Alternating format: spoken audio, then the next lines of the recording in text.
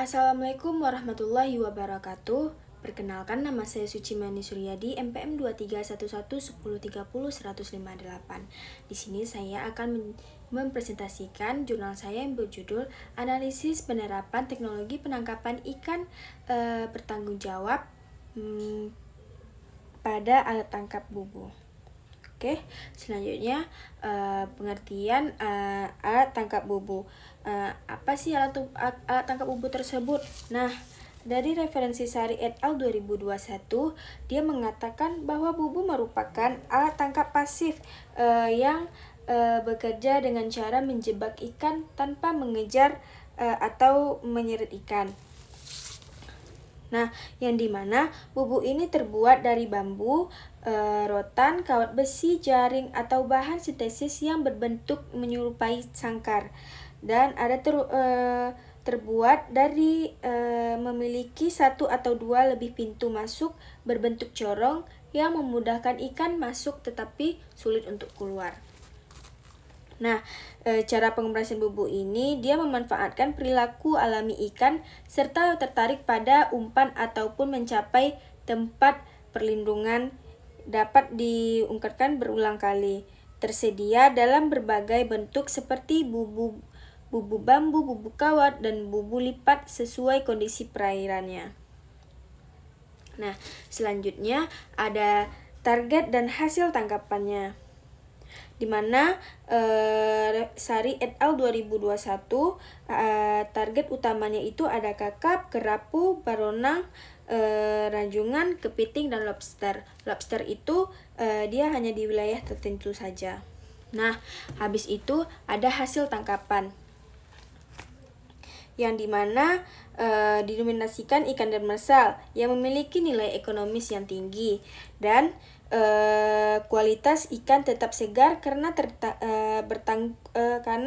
tertangkap yang hidup. Ukuran ikan relatif seragam karena bubu bersifat selektif. Hasil tangkapan dipengaruhi oleh jenis umpan dan lokasi pemasangan, lama perendaman, dan musim penangkapan. Oke, selanjutnya itu ada cara kerja alat tangkap bubu. Nah, saya ambil dari Waminbo et al. 2023, yang dimana tahapnya itu nelayan terlebih dahulu menyiapkan bubu beserta tali pelampung dan pemberat, yang dimana umpan seperti ikan kecil, cumi-cumi, atau sisa hasil perikanan dimasukkan ke dalam bubu untuk menarik perhatian ikan.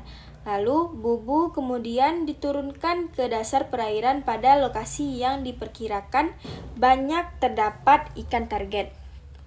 Dan alat dibiarkan selama beberapa jam hingga 1 malam, tergantung kondisi perairan dan jenis ikan yang tertangkap. Selanjutnya itu, di sini ada ikan yang masuk melalui corong akan tertangkap dan sulit menemukan jalan keluar.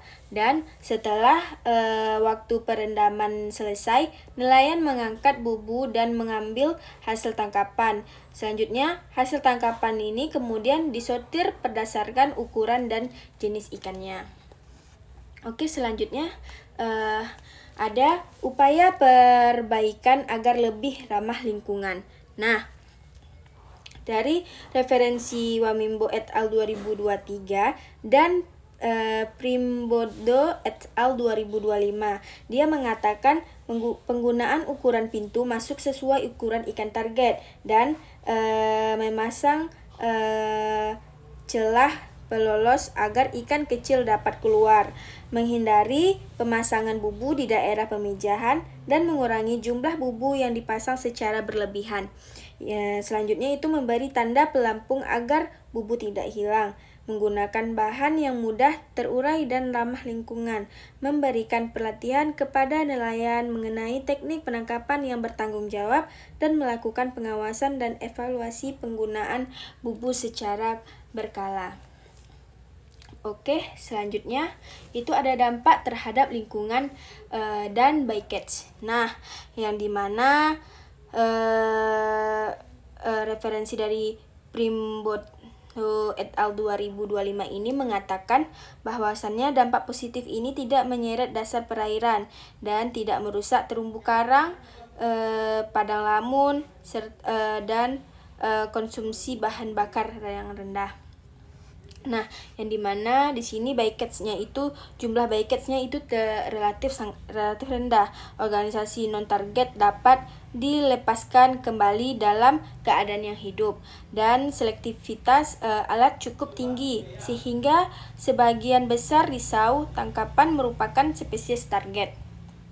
Nah, dampak negatifnya itu bubu yang hilang dapat menyebabkan ghost fishing, yaitu tetap menangkap organisme laut hidup tanpa dikendalikan. Nah, selanjutnya itu penggunaan bubu secara berlebihan. Suatu lokasi dapat meningkatkan tekanan terhadap sumber daya ikan. Nah, selanjutnya itu analisis berdasarkan prinsip CCRF FAO. Nah, referensi dari Primaboddo et al. 2025 mengatakan prinsipnya itu bubu ini dia sangat selektivitasnya tinggi, terus menangkap ikan target sesuai ukuran, melindungi habitat, tidak menggesekkan atau menyeret dasar laut, mengurangi bycatch, hasil tangkapan simpanan relatif sedikit, ikan tertangkap dalam keadaan hidup sehingga kualitas tetap baik, keselamatan nelayan, pengoperasian sederhana dengan risiko kecelakaan relatif rendah, mendukung perikanan berkelanjutan dan membantu menjaga kelestarian stor ikan jika digunakan secara aturan. Oke, selanjutnya itu ada daerah operasi penangkapan. Nah, yang dimana Sari et al. 2021 dan Wanimbo et al. 2023 mengatakan di sini lokasinya itu dengan perairan pesisir, perairan dangkal, dasar perairan yang berlumpur, dasar perairan yang berpasir, dan terumbu karang, padang lamun, muara sungai. Dan daerah penggunaan di Indonesia itu ada Pangkal Pinang, ada Papua, dan Jawa Timur. Faktor penentuan lokasi di sini dia itu habitat ikan target, kedalaman perairan, arus lautnya, kondisi dasar perairan, dan musim penangkapan. Oke, selanjutnya itu kesimpulan. Ya, yang dimana bubu ini merupakan alat tangkap pasif yang bekerja dengan sistem perangkap, dimana alat ini banyak digunakan oleh nelayan tradisional karena sederhana, murah, dan mudah dioperasikan. Bubu memiliki selektivitas tinggi, menghasilkan bycatch yang rendah, serta tidak merusak habitat dasar perairan.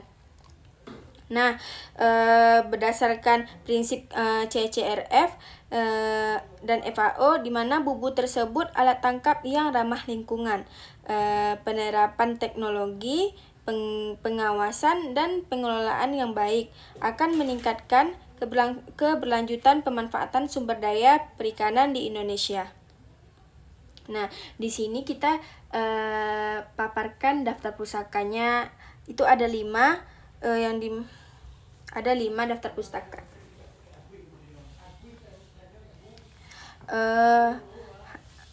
Hanya ini aja yang dapat saya presentasikan. Sekian dari saya. Assalamualaikum warahmatullahi wabarakatuh.